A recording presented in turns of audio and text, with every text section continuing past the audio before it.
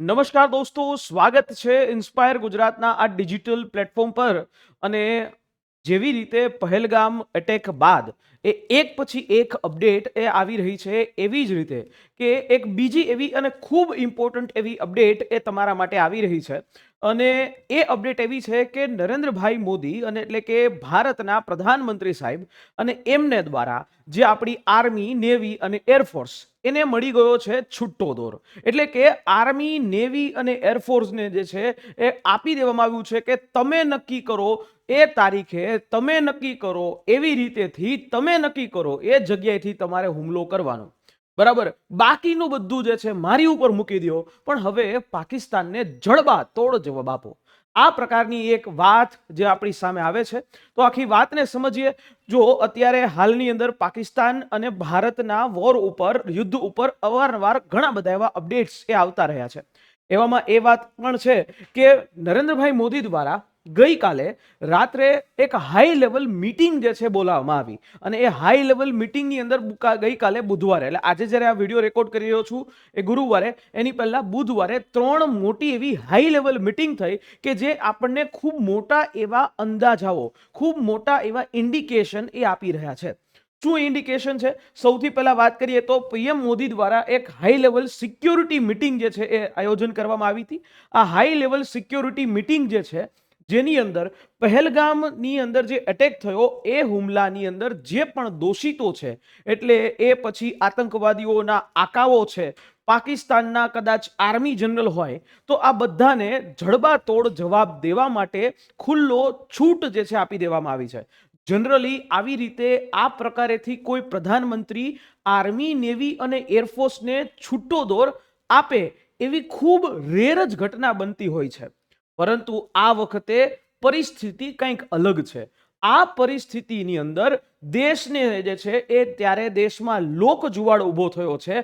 ગમે તે રીતે આ 27 જે લોકો માર્યા ગયા છે એની બદલાની અંદર એ આખા આતંકીઓ કે જે 28,000 કરતા પણ વધારે છે, બધાયના માથાઓ છે લઈ લેવાની વાત આવે છે. ત્યારે પીએમ મોદીને, એટલે કે આપણા પ્રધાનમંત્રીને પણ ખબર છે કે દેશ શું ઈચ્છે છે. આની પહેલાની પણ આપણે પેટર્ન રહી છે. સૌથી પહેલા સર્જિકલ સ્ટ્રાઇક, એર સ્ટ્રાઇક, અને ત્યાર પછી હવે જો આ પ્રકારનું ઘટના બને છે તો હવે શું કરવામાં આવશે એની આખી વાત એ ટૂંક સમયમાં ખબર પડશે. પણ આ પ્રકારે હાઈ લેવલ મીટિંગ જે છે ગઈકાલે ભરવામાં આવી, જેની અંદર તમે આપણા રક્ષા મંત્રી રાજનાથ સિંહને જોઈ શકો છો. સાથે સાથે chief of army staff, chief of naval staff, chief of air staff, એટલે કે આર્મી, નેવી અને એરફોર્સ, તો આપણી લશ્કરની 3 પાંખના વડા હાજર છે. સાથે NSA અજીત દોવાલજી હાજર છે. અને એની સાથે સાથે અજીત દોવાલજી જે છે એ હાજર છે. અજીત દોવાલજીની સાથે સાથે તમે જોઈ શકો છો આપણા CDS અનિલ સર જે છે એ પણ હાજર છે. તો આ રીતે તમે જોઈ શકો છો કે આ હાઈ લેવલ મીટિંગ નો વિડીયો જે છે એ ઓફિશિયલી જાહેર કરવામાં આવ્યો પ્રેસ ઇન્ફોર્મેશન બ્યુરો દ્વારા. કદાચ સરકાર એ પાકિસ્તાનને કોઈક સંદેશો આપવા ઈચ્છે છે કે ભાઈ હજી એ છે કમિટ કરી લ્યો અને તમારા દેશની અંદર રહેલા આતંકીઓ લોન્ચ પેડ્સ છે એને તમે નેસ્તો નાબૂદ કરો. પણ અહીંયા તમે આ બધાની જે ચહેરાઓના હાવભાવ જોઈને તમે એ અંદાજો લગાવી શકો કે આ શું ડિસ્કસ કરી રહ્યા હશે, શું ચર્ચા કરી રહ્યા હશે અને કઈ પ્રકારે જે છે એ વાત મૂકી રહ્યા હશે. ત્યારે પ્રધાનમંત્રી મોદી સાહેબે એ આપણા આર્મી, નેવી અને એરફોર્સ, આ 3 પાંખો જે છે એને એક સાથે રાખી અને જે આ લોકોને હાથમાં હવે એ સત્તા આપી દીધી છે, પાવર આપી દીધો છે. તમે નક્કી કરો એ તારીખે તમારે પાકિસ્તાન ઉપર હુમલો કરવાનો, તમે નક્કી કરો એ પ્રકારથી હુમલો કરવાનો, તમે નક્કી કરો એ જગ્યાએ હુમલો કરવાનો. તો અહીંયા ભારત જે છે આમળી છૂટ આપી, તો ત્યારે 2 પ્રકારની પોસિબિલિટી થઈ શકે. કાં તો ભારત છે એ POK ની અંદર જ એ એટેક કરી શકે, POK ની અંદર જે આતંકીઓના લોન્ચ પેડ્સ છે એમાં એટેક કરી શકે, એમાં હુમલો કરી શકે. અથવા તો આખું જે પાકિસ્તાનના જેટલા આતંકવાદીઓના જે જગ્યાઓ છે જે ઇન બિટવીન પાકિસ્તાન છે એના ઉપર પણ હુમલો કરી શકે. અને કાં ત્રીજી પોસિબિલિટી કહી શકાય કે એ પોસિબિલિટીની અંદર પાકિસ્તાનની અંદર ઘૂસી અને આ પાકિસ્તાન જે છે એની સામે બાયો ચડાવી અને બે હાથ કરવાનો જે છે એ કામ જે છે થઈ શકે. પરંતુ ત્રીજી પોસિબિલિટીની શક્યતા ખૂબ ઓછી લાગે છે, કારણ કે ભારતને પણ ખબર છે પાકિસ્તાન પાસે ન્યુક્લિયર હથિયારો છે અને ભારત પાસે પણ ન્યુક્લિયર હથિયારો છે. એટલે બે દેશો જો ન્યુક્લિયર હથિયારો વાળા ટકરાય તો એનો અંત ખૂબ અલગ રીતે આવે. આપણે જોયું અમેરિકાએ જે રીતે જાપાન ઉપર ન્યુક્લિયર વિસ્ફોટ કરવામાં આવ્યો હતો, ન્યુક્લિયર બોમ્બ નાખ્યો હતો અને એના બાદ શું પરિસ્થિતિ થઈ. પણ માની લ્યો કે ભારત જે છે એની ઉપર પાકિસ્તાન ન્યુક્લિયર બોમ્બનો વિસ્ફોટ કરે છે તો પાકિસ્તાન છે એને દુનિયાના નકશામાંથી કાઢી નાખવામાં આવશે. એવી સમગ્ર બાબત જે છે આ મીટિંગની અંદર ડિસ્કસ કરી દેવામાં આવી છે. આપણા દેશનું જે નેતૃત્વ છે એ એમ કહી શકાય એક સક્ષમ હાથની અંદર છે. પ્રધાનમંત્રી નરેન્દ્રભાઈ મોદીના હાથમાં છે. આ મીટિંગની અંદર ઘણા બધા લોકો એ માનનીય શ્રી અમિતભાઈ શાહ એને મિસ કરતા હશે, એને યાદ કરતા હશે. પરંતુ આ મીટિંગ જે છે એ થઈ, આની સાથે સાથે બુધવારે ભારતની અંદર 3 આવી મોટા લેવલની એ મીટિંગ થઈ. સૌથી પહેલી મીટિંગ જે થઈ એ કેબિનેટ કમિટી ઓન સિક્યોરિટી, જે CCS કહેવાય, જે સવારના 11 વાગે મીટિંગ થઈ અને નરેન્દ્રભાઈ મોદી જે છે એનું જે ઓફિશિયલ આપણું PM હાઉસ કે ત્યાં મીટિંગ થઈ, જેની અંદર બધા સભ્યો છે હાજર હતા. જેમાં રાજનાથસિંહ, જે તમે અત્યારે ફોટો જોયો એ, અને રાષ્ટ્રીય સુરક્ષા સલાહકાર NSA અજીત ડોવાલ સાહેબ હતા. ચીફ ઓફ એર નેવી અને એરફોર્સ સ્ટાફ જે છે એ પણ અહીંયા હતા. ત્યાર પછી બીજી જે મીટિંગ થઈ એ હતી cabinet committee on political affairs. બરાબર, રાજકીય બાબતોનો જે છે એ રાજકીય બાબતોની જે બેઠક આવે કે હવે આ યુદ્ધ થાય તો ત્યારે દેશની પોલિટિકલ સિચ્યુએશન એ કઈ રીતે હેન્ડલ કરવી, એના ઉપર જે છે આખી મીટિંગ કરવામાં આવી કે કાલ સવારે આપણે પાકિસ્તાન ઉપર આક્રમણ કરીએ તો વિપક્ષ છે એ કેવી રીતે એકજૂટ થશે. અને હા, એક વાત ખરી છે કે આ વખતે કોંગ્રેસ હોય કે પછી તૃણમૂલ કોંગ્રેસ હોય કે કોઈ પણ ભારતનો વિપક્ષે પણ એક સૂરની અંદર એ સરકારનો સાથ આપવાની વાત કરી છે અને વિપક્ષ એ એક નવું એક્સ્ટ્રા સેશન બોલાવવાનું, સંસદનું સત્ર બોલાવવાની માંગણી પર કરી રહ્યું છે. બરાબર, તો આ મીટિંગ પણ થઈ, જેના પણ અધ્યક્ષતા પ્રધાનમંત્રી મોદી સાહેબે કરી અને દેશની જે રાજકીય સ્થિતિ જે છે એ શું થશે એની વાત આ મીટિંગમાં કરવામાં આવી.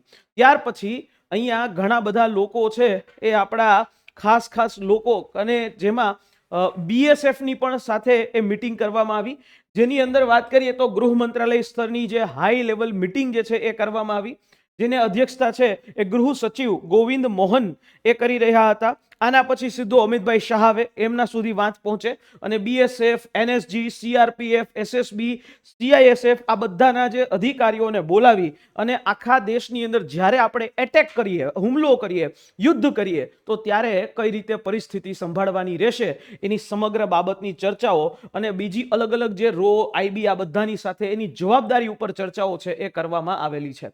બરાબર છે, એટલે આ પ્રકારની આખી વાત, આ 3 હાઈ લેવલની મીટિંગ એ એક સૂચન આપે છે કે દેશની અંદર કંઈક નવું થવા જઈ રહ્યું છે. તો એવામાં આપણી પાસે એક બીજા પણ અપડેટ આવે છે કે પહેલગામના હુમલાની ઘટના બાદ કાશ્મીરની અંદર જે 89 અલગ અલગ ટુરિસ્ટ સ્પોટ છે, ટુરિસ્ટના ફરવાના સ્થળો છે, એમાંથી 49 જેટલા સ્થળો છે એ જમ્મુ કાશ્મીરની અંતર્ગત હાલ સુરક્ષાના કારણોસર બંધ રાખવામાં આવે છે. એટલે સુરક્ષાના કારણોસર છે એને બંધ રાખવામાં આવે છે, એટલે ત્યાં કોઈ પણ પ્રકારનો ટુરિસ્ટ જે છે એ જઈ શકશે નહીં. અને આમે ધીમે ટુરિસ્ટો જે છે એને અહીંયા આ સેના દ્વારા કહી દેવામાં આવ્યું છે કે હાલ કાશ્મીરની અંદર તમારા માટે રહેવું અનસેફ છે, તમે મહેરબાની કરીને તમારા જે છે ઘરે જતા રહ્યો. અને કાશ્મીરની અંદર જે ફ્લાઇટ્સ જે છે એ ખૂબ રસથી, ખૂબ બરાબર પ્રોપર સીટિંગ કેપેસિટીની સાથે, ફૂલ કેપેસિટીની સાથે જે છે ઓપરેટ અત્યારે થઈ રહી છે. એટલે એ લોકોને બહાર એ મોકલી જેથી કોઈ પ્રકારની કાલ સવારે કોઈ એક્શન લઈએ તો કેઝ્યુલિટી જે છે એ ન થાય, કોઈની જાનની માલની હાનિ જે છે ન થાય. એવામાં જ્યારે આપણે વાત કરીએ છીએ ત્યારે પાકિસ્તાનના જે ડિફેન્સ મિનિસ્ટર, રક્ષા મંત્રી, જેમનું આ વ્યક્તિ છે રક્ષા મંત્રી, એ વારંવાર ભારતને અમે ન્યુક્લિયર હુમલો કરશું, અમે આમ કરશું, અમે તેમ કરશું, આવી આ ધમકી આપે છે. આ જ વ્યક્તિ કે જેણે એક ઇન્ટરવ્યુની અંદર એવું કબૂલ્યું કે ભારત છે એ ગમે ત્યારે 1 દિવસ 2 દિવસ 3 દિવસ 4 દિવસ કે 5 દિવસની અંદર અમારી ઉપર હુમલો કરી શકે છે. એટલે આ જે પાકિસ્તાનના રક્ષા મંત્રી છે એ રક્ષા મંત્રી મિનિસ્ટર ખ્વાજા આસિફ, બરાબર, આ ખ્વાજા આસિફે આવી વાતને એ કબૂલી છે. ગમે ત્યારે ભારત કંઈક કરી શકે છે, બરાબર. પ્લસ એ વાત પણ કરી કે ભારત અમારી ઉપર આરોપ લગાડે છે, પાકિસ્તાન ઉપર આરોપ લગાડે છે, પણ ભારત પાસે દુનિયાને દેખાડવા માટે કોઈ પ્રૂફ નથી, બરાબર. હવે ભાઈ, મિત્રો, બરાબર છે, મૂર્ખના સરદાર, જો ભારત પાસે આવું કોઈ વસ્તુ હોત નહીં, કોઈ પુરાવા ન હોત, તો દુનિયાના 20 થી પણ વધારે દેશોના રાજદૂતોને બોલાવીને સમગ્ર ઘટનાની માહિતી આપવામાં આવી, તો એ શું ત્યાં ચા ને નાસ્તો કરવા માટે બોલાવ્યા હતા? નહીં, બરાબર. દુનિયાના દેશો સુધી, યુકે, યુએસએ, ફ્રાન્સ, ઇટલી, બધા 20 એવા પ્રમુખ દેશોના રાજદૂતોને બોલાવીને સમગ્ર બાબતની ઘટનાની માહિતી આપવામાં આવી, જેથી કરીને કાલ સવારે એટેક આપણે કરીએ, યુદ્ધ કરીએ, તો કોઈ પણ દેશ પાકિસ્તાન તરફીનો એ હમદર્દી જતાવે, પાકિસ્તાન તરફી જે છે એ ન થાય, એવો ન કહે કે ભાઈ પાકિસ્તાને જે પણ કરે છે. તમામ વૈશ્વિક નેતાઓનું સ્ટેટમેન્ટ એ જ છે કે ભારત પોતાના સેલ્ફ ડિફેન્સની અંદર જે પણ કરે છે એ યોગ્ય કરે છે. અધૂરામાં પૂરું એન્ટોનિયો ગુતેરસ, એણે પણ આ વાતની જાણ કરી, એને પણ ટ્વીટ દ્વારા માહિતી આપી છે. એન્ટોનિયો ગુટેરસ એટલે યુનાઇટેડ નેશન્સના મહાસચિવ, એણે પણ વાત કરી કે ભાઈ આતંકવાદ દુનિયાનું સૌથી મોટો ખતરો છે અને એને નાથવા માટે ભારત જે કરે છે એ કરી શકે છે, બરાબર. તો હવે મિલિટરી જે છે એટેક પોસિબલ ભારત તરફથી એ પાકિસ્તાન ઉપર ચોક્કસથી શક્ય લાગે જ છે. અને આની પણ વાત શું કામ અને કઈ રીતે કહી શકું?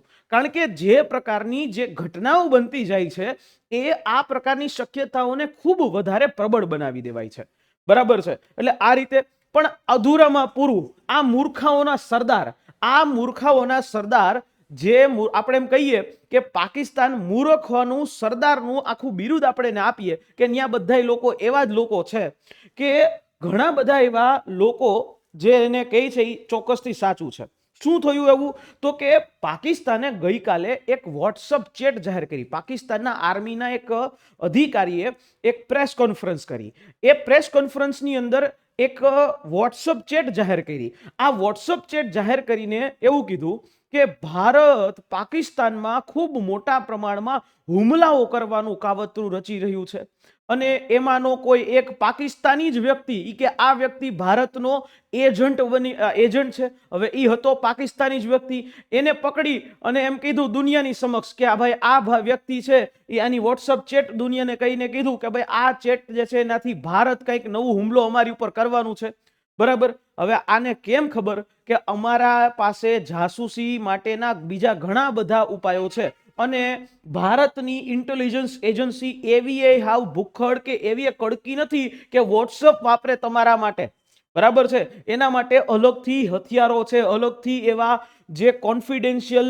એપ્લિકેશનો હોય કે જેની ચેટ તોડવી મુશ્કેલ હોય, પણ તમે અહીંયા એની ચેટ બતાવો છો જે તમારી બુદ્ધિનું પ્રદર્શન કરે છે, બરાબર. પાકિસ્તાનની બુદ્ધિનું પ્રદર્શન અહીંયા થાય છે. પણ ખેર, તો ભારત જે છે એ હવે પાકિસ્તાનને અલગ રીતે એટલે કે ઇકોનોમિકલી રીતે પણ અલગ પાડવાનું ઈચ્છી રહ્યું છે. અત્યાર સુધી પાકિસ્તાન છે એ આઈએમએફના જે બેલ આઉટ પેકેજ કે ભાઈ એ બધા શાંતિથી રહે અને ટેરરિસ્ટ એક્ટિવિટી ન કરે એવી રીતે એને પૈસા દુનિયાના દેશો એને અપાવતા હતા આઈએમએફથી. તો હવે આ ભારત છે એ આ પાકિસ્તાનને જે લોન મળી રહી છે $1.3 બિલિયન આઈએમએફ તરફથી, એ ન આપવામાં આવે એવી વાત આઈએમએફને કરી શકે છે અને કરે છે કે જેથી કરીને આ પૈસાનો ઉપયોગ આતંકવાદી પ્રવૃત્તિઓને ફેલાવવામાં કરી રહ્યા છે, બરાબર. અને ભારતની અંદર આ વખતે તો વિપક્ષ પણ સરકારની સાથે છે. કોંગ્રેસના આ નેતા છે, એનું નામ જયરામ રમેશ છે. એ જયરામ રમેશજીએ પણ કીધું કે ભારતે પાકિસ્તાનને જે આઈએમએફ લોન મળી રહી છે એ લોન અટકાવવાનો પ્રયત્ન ચોક્કસથી કરવો જોઈએ, બરાબર. અને આ જે વિદેશ લેવલની જે વાત હાલ ભારત એની અંદર કામ પણ કરી રહ્યું છે. એવામાં બીજા પણ એક અપડેટ આવે છે. હવે ભારતની જે યુદ્ધની ડરને કારણે પાકિસ્તાને જે ગ્વાદર પોર્ટ આપણે વાત કરીએ, પાકિસ્તાનનું જે ગ્વાદર પોર્ટ છે, હાલ આ ગ્વાદર પોર્ટ એ ચાઇનાને 100 વર્ષના લીઝ ઉપર દઈ દેવામાં આવ્યું છે. ચાઇના આખું પોર્ટ છે એ ડેવલપ કરશે અને આની અંદર એક અનયુઝ્યુઅલ એક્ટિવિટી જે છે એ જોવામાં આવી. આ પોર્ટ ઉપર 6 એવી પાકિસ્તાન નેવી વોરશિપ જે છે એ અત્યારે એ ઉભેલી છે એ દેખાય છે, બરાબર. અને આ દુનિયાના સારા સારા મોટા ગજાના એવા ન્યૂઝ જે છે પેપર્સ એ પણ કવર કરે છે. આ પહેલા નહોતી અને અત્યારે હાલની અંદર આ પાકિસ્તાનના ગ્વાદર પોર્ટની અંદર એવી એ ન્યૂ જે વોરશિપ્સ જે છે ને પાકિસ્તાન નેવીની વોરશિપ્સ છે એ જોવા મળી. પણ આને કેમ સમજાવવું આપણે કે અમારી પાસે તમારા કરતાં પણ વધારે સારી રીતે જાય એવી S-400 નામની એક મિસાઇલ પણ છે અને ગમે ત્યારે ગમે એ સમયે અમે કામ કરી શકીએ, તમને ખબર ન પડે અને તમે દુનિયાને દેખાડી ન શકો એવા પ્રકારની પણ હથિયારો એ ભારત પાસે છે. કોઈ કમ્પેર ન કરી શકે. વિચાર તો કરો, આનો ડર તો જુઓ કે આ પાકિસ્તાને પોતાની જે સીમાઓ છે એના ઉપર રડાર્સ જે રાખી દીધા, LOC ની જે સીમા ઉપર રડાર રાખી દીધા કે કોઈ પણ આવે ખબર પડે. આની પહેલા સર્જિકલ સ્ટ્રાઇકમાં તો કઈ ખબર પડી નહીં, એર સ્ટ્રાઇકમાં ખબર પડી ત્યાં સુધીમાં આપણે કામ કરીને વયા ગયા હતા. પણ હવે આ પાકિસ્તાને જે LOC પાસે જે છે એના તમામ રડાર, તમામ સેના, તમામ હથિયારો બધા જે છે ને LOC પાસે રાખી દીધા કે કદાચ આવે તો આપણે દુનિયાને એક મોઢું તો બતાવીએ કે ભાઈ અમે હાર્યા, પણ લડતા લડતા હાર્યા, બરાબર. પણ અધૂરામાં પૂરું. ગઈકાલે રાતના 2 વાગ્યે હડબડીની અંદર, હવે રાત્રે 2 વાગ્યે શું પ્રેસ કોન્ફરન્સ કરવાની જરૂર હતી, પણ હવે આ વ્યક્તિ એટલે કે પાકિસ્તાનના જે સૂચના અને પ્રસારણ મંત્રી છે એમણે રાત્રે 2 વાગ્યે પ્રેસ કોન્ફરન્સ કરી અને કીધું કે ભારત જે છે અમારી પાસે પાકી એવી માહિતી છે કે ભારત આવનારા એક દિવસ, 2 દિવસ કે 3 દિવસની અંદર એ અમારા ઉપર યુદ્ધ કરશે, અમારા ઉપર હુમલો કરશે, સૈન્ય કાર્યવાહી કરશે, બરાબર. પણ હવે એલા રાત્રે 2 વાગે ન હોય, સવારે કહી શકાય, બરાબર. પણ આને એમ હતું પણ ભારતે હજી સુધી કંઈ કર્યું નહીં. આ સમગ્ર ઘટના ચાલુ છે ત્યારે પાકિસ્તાન તરફથી જે સીઝ ફાયર જે છે એની ઉલ્લંઘન કરવામાં આવ્યું જ છે અને છેલ્લા 7 દિવસથી પાકિસ્તાન તરફથી LOC ઉપર હેવી શેલિંગ જે છે એ કરવામાં આવે છે, ફાયરિંગ જે છે કરવામાં આવ્યું છે અને ભારતની સેના છે એનો મુંહતોડ જવાબ જે છે એ દઈ રહી છે. હવે આ બધું ચાલતું હતું એવામાં આજે સવારે પાકિસ્તાનની અંદરથી હજી એક ન્યૂઝ આવ્યા. આ એક બેન છે, આ બેનનું નામ જે છે એનું નામ છે પલવાશા ખાન. PPP પાર્ટીની આ પલવાશા ખાન જે પાકિસ્તાની સેનેટર કહેવાય, બરાબર, એટલે કે સાંસદ કહેવાય, એણે ન્યા લગી કહી દીધું કે આ યુદ્ધ કે અમે જીતશું, બરાબર છે. અહીંયા કહેવાય ને કે મુંગેરી લાલ કે હસીન સપને, અને અમે આ યુદ્ધ જીતશું અને આસિમ મુનીર જે છે એ દિલ્હીની અંદર જે છે એ આપણો પાકિસ્તાનનો ઝંડો લહેરાવશે અને બાબરી મસ્જિદ ફરી રામ મંદિરને તોડી અને બાબરી મસ્જિદ જે છે એ આપણે ફરી પાછું જે છે એ અહીંયા બાબરી મસ્જિદ જે છે ફરી પાછી આપણે બનાવશું. પહેલી ઈંટ આપણે પાકિસ્તાની લોકો છે એ મૂકશે. બાબરી મસ્જિદની પહેલી ઈંટ એ કે પાકિસ્તાની આર્મી મૂકશે, બરાબર. ઇન્ડિયન આર્મી જે છે એ યુદ્ધ લડવા જ રેડી નથી. હવે આને કેમ ખબર કે અમારા લોકો અહીંયા તૈયાર જ છે, ખાલી મોદી સાહેબ એમ કે જાઓ આક્રમણ, એટલે કાલ સવારે તમારા ઇસ્લામાબાદની અંદર અમારા ગાંઠિયા, થેપલા, ખમણ, ઢોકલા આ બધી વસ્તુ મળતી હોય, બરાબર. એટલે તમે ઈ રહેવા દો. એટલે આ ઇન્ડિયા એનું તો કહેવાનું એવું છે કે આર્મી જે છે એ ભારતની ઇન્ડિયન આર્મીના એક પણ શીખ જે જવાન એ યુદ્ધ લડવા માટે રેડી નથી, બરાબર. અને એવું પાછું કહે છે કે અમે કોઈ બંગડી નથી પહેરી. એટલે ભાઈ તમે બંગડી જો પહેરી જ હોય, બરાબર, બંગડી ન પહેરી હોય ને તો આવી કાયરવાળી હરકતો છે ને ન કરો, બરાબર. નામર્દ જેવી હરકતો ભારતની અંદર તમે ન કરો, બરાબર. એટલે આ રીતે પાકિસ્તાનની સાંસદ જે છે એ આ પ્રકારના સ્ટેટમેન્ટ આપી અને વધારે જે છે પ્રવોક કરે છે, વધારે ઉશ્કેરે છે મોદી સાહેબને. પણ કહેવાય ને કે સમય ઘડાઈ ચૂક્યો છે, બરાબર. નક્કી હવે એમાં કહેવાનું છે. પણ ઘણા બધા લોકો એ જ્યારે મેં આની ઉપર એક વિડીયો કર્યો હતો કે ભાઈ ભારતે આજે વોટર સ્ટ્રાઇક કરી તો એના પુરાવા શું, તો એના પુરાવા ઉપર વાત કરીએ તો આ ભારતે જે ચિનાબ નદી બંધ કરી દીધી, ચિનાબનું નદીનું જે છે સલાર ડેમ છે એ બંધ કરી દીધો અને પાકિસ્તાન ઉપર જે છે હવે ચિનાબ નદીનું પાણી જાતું નથી. 26/4/2025 નો આ મેપ છે, સેટેલાઇટ મેપ. આ ચિનાબ નદી એવી દેખાતી હતી અને હવે આ ચિનાબ નદીનું પાણી ત્યાં હાવ સુકાઈ ગયું, એવામાં ઉનાળો. એટલે હજી તો શરૂઆત છે, ધીમે ધીમે ધીમે તમે આગળ હાલો એટલે ઘણી બધી વાતો છે આની અંદર થશે. આ આખું તમને દેખાય છે કે ચીનાબ નદી હવે અહીંયા પાકિસ્તાનની અંદર એ સુકાઈ ગઈ. કઈ જગ્યાની વાત કરીએ? આ જે છે આ આખી સિયાલકોટ, પાકિસ્તાનનો સિયાલકોટ રિજિયન છે ત્યાંની આખી વાત છે, બરાબર. પણ હવે આટલી વસ્તુ હલતી હતી ત્યારે આપણે હજી એક ઘટના પણ બની. આ બાજુથી પાકિસ્તાનની અંદર ને અંદર બલુચિસ્તાન છે એ આઝાદ થવા ઈચ્છે છે અને પાકિસ્તાનના જ સોલ્જર્સ, આની પહેલાની પણ એક ઘટના હતી કે ટ્રેન હાઈજેક કરી અને પાકિસ્તાનની આર્મીના જવાનોને મારવામાં આવ્યા. તો ત્યારે આ જ પ્રકારની ઘટના જે છે ફરી પાછી થઈ. 40 પાકિસ્તાની સોલ્જર્સને બલુચિસ્તાન લિબરેશન આર્મી છે એને મારી નાખે છે, પણ કોઈને કહી શકાય નહીં. આ કેવું છે, ગુમડું એવી જગ્યાએ થયું છે પણ કોઈને કહી શકાય એમ નથી. તો બલુચિસ્તાન એ આ આખો ભાગ છે. આ આખો જે ભાગ જે તમે જોઈ શકો છો એ બલુચિસ્તાનનો આ જે ભાગ એ અહીંયા આ પાકિસ્તાનની અંદર એ આઝાદ થવા ઈચ્છી રહ્યું છે. કદાચ ભારતનું આ એક એવું સ્ટ્રેટેજિકલી વેપન હશે કે આ પ્રકારની એક્ટિવિટીથી બલુચિસ્તાનને અલગ કરી પાકિસ્તાન આખું અલગ કરી નાખે, બરાબર. પણ હવે આ જ્યારે વાત જે છે આવે છે તો ત્યારે અત્યારની રિસન્ટલી આખી માહિતી આપી દઉં. જ્યારે આ વિડીયો હું રેકોર્ડ કરી રહ્યો છું ત્યારે નરેન્દ્રભાઈ મોદી દ્વારા એક એવી ઘટના થાય છે કે આની પહેલા 9 મે રશિયા સાથે આપણે ખૂબ સારા એવા સંબંધ છે. 9 મેના રોજ પ્રધાનમંત્રી સાહેબ જે રશિયાની અંદર જે એક વિક્ટરી ડે પરેડમાં જવા માટે હાજરી આપવાના હતા. પ્રધાનમંત્રીએ આ 9 મેની આ victory day parade Moscow Russia ખાતે એ કેન્સલ કરી છે. અને કેન્સલ શું કામ કરી છે એનો જવાબ તમારા કરતા તમે જ વધારે સમજી શકો છો, બરાબર. પણ સાથે સાથે મોદી ગવર્મેન્ટે એટલે કે પ્રધાનમંત્રી સાહેબ અને એમની સરકાર દ્વારા જે નેશનલ સિક્યોરિટી એડવાઇઝરી બોર્ડ છે એ એડવાઇઝરી બોર્ડ એની રચના કરવામાં આવી. આ એડવાઇઝરી બોર્ડ હતું કે આને વાજપેયી સરકારની અંદર બનાવવામાં આવ્યું હતું, પછી એને બંધ કરી દેવામાં આવ્યું હતું. પણ હવે આ ફરી પાછું બનાવવામાં આવે છે કે જેની અંદર આના જે એક્સ રો ચીફ અશોક જોશી એના ચેરમેન હશે, બરાબર. રોના જે ચીફ છે અશોક જોશી એ એના ચેરમેન હશે. અને આ રીતે આખું એક સંગઠન બનાવવામાં આવ્યું. એના મેમ્બર્સની અંદર એક્સ ચીફ એર માર્શલ જે છે એ PM સિન્હા હશે, લેફ્ટનન્ટ જનરલ AK સિંહ હશે, બરાબર. અને આની અંદર મોન્ટી ખન્ના હશે, IPS ઓફિસર રાજીવ વર્મા હશે અને મનમોહન સિંહ એ IPS ઓફિસર છે એ હશે. IFS ઓફિસર બી વેંકટેશ વર્મા. આ સાથેનું એક આખું એક બોર્ડ બનાવી દેવામાં આવ્યું કે જે સિક્યોરિટી એડવાઇઝરી બોર્ડ હશે. હવે આવનારો સમય ખૂબ કપરો થશે થોડોક સમય, તો એના સમયે સિક્યોરિટી ઉપર ડે ટુ ડે બાબતની અપડેટ આપવા માટે આવું એક બોર્ડ બનાવવામાં આવ્યું. આની સ્થાપના પહેલા 1998માં કરવામાં આવી હતી, જ્યારે કારગિલ વોર વખતે. તમે જોઈ શકો છો આ 1998ની અંદર કારગિલ વોરના સમયે આની રચના કરવામાં આવી હતી.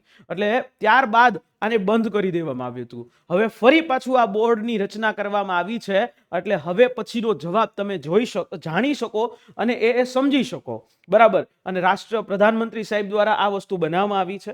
એટલે આનું મેઇન કામ એ જ છે કે આવા નેશનલ સિક્યોરિટીથી જોડાયેલા મુદ્દાઓ પર સરકારને સલાહ આપવી, બરાબર. અને આ જે આખું રિપોર્ટની વાત કરીએ તો આ આખું જે બોર્ડ એ નેશનલ સિક્યોરિટી એડવાઇઝર છે. એ નેશનલ સિક્યોરિટી એડવાઇઝર એની અંડરમાં આવે અને નેશનલ સિક્યોરિટી એડવાઇઝર છે એ ડાયરેક્ટ પ્રધાનમંત્રી સાહેબને રિપોર્ટ કરે છે. તો આવી રીતે આખું એક આવું બોર્ડ હોય છે. આમાં સારા સારા એવા લોકો હશે, સેનાના નિવૃત્ત અધિકારીઓ હશે, અર્થશાસ્ત્રીઓ હશે, નેશનલ સિક્યોરિટીથી જોડાયેલા ખૂબ એક્સપર્ટ એવા લોકો જે આની અંદર આ બોર્ડમાં સ્થાન પામે, બરાબર. પણ હા, કે આ સરકાર માટે એક સિક્યોરિટી માટે થિંક ટેન્ક સાબિત થઈ શકે છે. તો આશા રાખું છું આ માહિતી સમજાઈ હશે. પણ તમારું શું કહેવું છે કે શું બાબરી મસ્જિદની અંદર પાકિસ્તાનનું આર્મી જે છે પહેલી ઈંટ રાખશે? શું ભારત એ આ પ્રકારની ઘટના એ સહન કરી લેશે? કોમેન્ટ જરૂરથી કરજો અને કોમેન્ટ સેક્શનમાં તમારા અભિપ્રાયો છે એ હંમેશા એ ઓપન રહેશે. દોસ્તો, આશા રાખું છું આ માહિતી સમજાઈ હશે અને આ જ પ્રકારના વિડીયોઝ જે છે તમારા સુધી અમે અપડેટેડ તમને માહિતી આપવા માટે એ અમારી આ YouTube ચેનલ છે એને જોઈન કરી લેજો. અને સાથે સાથે અમારી આ જે ટ્વિટર એકાઉન્ટ છે એને પણ તમે સબસ્ક્રાઇબ કરી લેજો. ટ્વિટરની અંદર પણ તમે મને ફોલો કરી શકો છો. આશા મળીએ છીએ નેક્સ્ટ સેશનમાં. ત્યાં સુધી જય હિન્દ, જય ભારત.